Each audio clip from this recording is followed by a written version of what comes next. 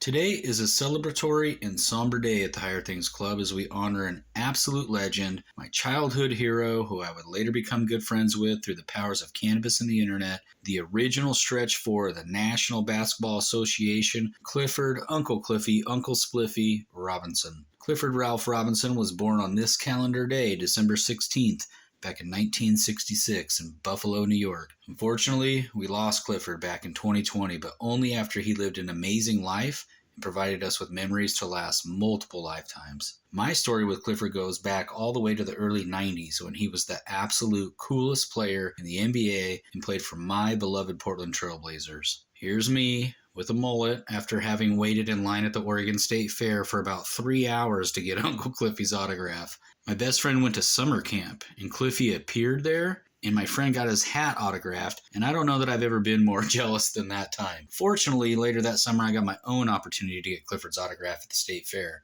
For the next 2.5 decades after this picture was taken, I eventually grew up and eventually made my way into cannabis media. But during that same time, Clifford did more epic stuff than any human I've ever known. He, of course, went on to play a total of 18 years in the NBA and is quite literally the only player in NBA history, the only one, to ever rack up 1,400 steals, 1,300 blocks, and 1,200 three-pointers. His defense was criminally underrated, and his offensive skill set revolutionized the way the NBA plays basketball now. Cliffy may not get proper credit for it, but anyone who knows anything about the NBA's history knows damn well that big men weren't even really allowed to shoot three-pointers prior to Clifford doing it. Clifford Robinson hit the 25-point shot of the 1990s MTV basketball game between the Bricklayers and the Violators, which if you're a 90s kid like me, you know exactly how rad that was.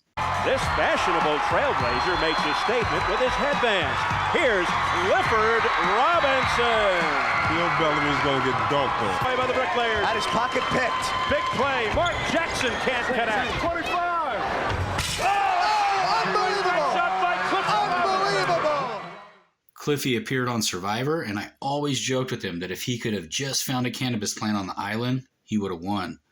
That lack of cannabinoids threw off his game, I'm sure of it. Cliffy is one of only a handful of people from the U.S. to ever be allowed into North Korea, and on an even shorter list of folks that were embraced there. Went over there with Dennis Rodman, played some hoops. At the time, it drew some controversy with him going over, but as he always told me, he went there to spread the love of basketball, not to be a diplomat. Clifford would eventually get into the cannabis industry, which is how our paths eventually crossed again. In 2015, my best friend and I were headed to MJ BizCon in Vegas. We're standing at the airport in Portland getting ready to board the flight, and lo and behold, who else is on the flight? None other than Uncle Cliffy himself. I will always remember that moment for the rest of my life. I remember my buddy pointing him out, and so many memories and emotions started to flood my brain, like right away. You have to keep in mind, nothing cool ever happens in Oregon. Looking back, the early 90s Blazer teams that went to the finals was the biggest deal for the state in so many ways. It was the coolest era for Oregon because of that team, and Clifford was the coolest one on that team. It was Clyde Drexler's team, to be sure, but Clifford was the one kids grew up wanting to kick it with, including myself. So when I saw Clifford at that airport in 2015, it brought all of that back. On the flight, my buddy and I spent most of the time speculating on whether Cliff was just going to Vegas to have fun, which is not unusual for a former professional athlete, or if he was going to the cannabis conference.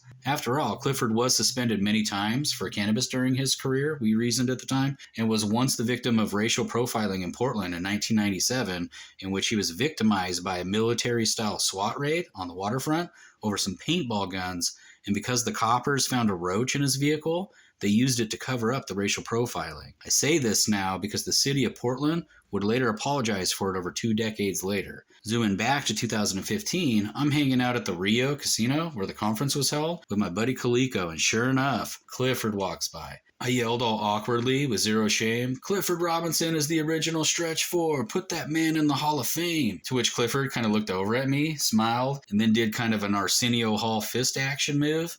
I damn near fainted. So a couple of months go by, and it was announced that Clifford Robinson would be starting a new cannabis company called Uncle Spliffy, and that announcement damn near broke the sports internet. People covered that announcement from Portland all the way to Japan and Hungary and everywhere in between. It was wild. I wrote an article at the time about seeing Clifford at the conference and how big of a deal it was for him to enter the cannabis space. These days, there's a seemingly never-ending supply of ex-athletes that are in the cannabis space, including some head-scratchers involving players that were never really associated with cannabis, and in some cases, even previously expressed contempt for cannabis use by athletes. When Clifford announced, it was basically just him and former Heisman Trophy winner Ricky Williams. I always had a lot of respect for Ricky because, much like Cliff, he endured so much cannabis stigma during his career and even after his career. Those two dudes and MMA fighter Nick Diaz, I've always felt should have a spot at the front of the line, being that they endured more cannabis penalties and stigma than any other athletes as far as I'm concerned.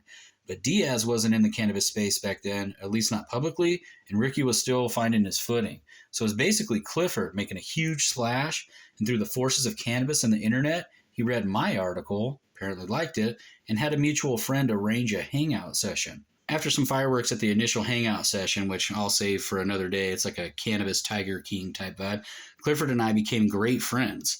We both love cannabis, basketball, karaoke, arcade games, and other silly nonsense. It was totally like something out of a movie on my end, in that I not only got to meet and smoke with my childhood hero, I got to become his friend, helped him pursue cannabis activism and business pursuits, and even appeared in a movie with him, which I assure you I will be showing my grandkids someday to show them that their Gramps was mediumly hip at one point in time. Sadly, we lost Clifford way too soon. He passed in August 2020, and not a day goes by that I don't think about him, and I know that I am far from alone in being that way.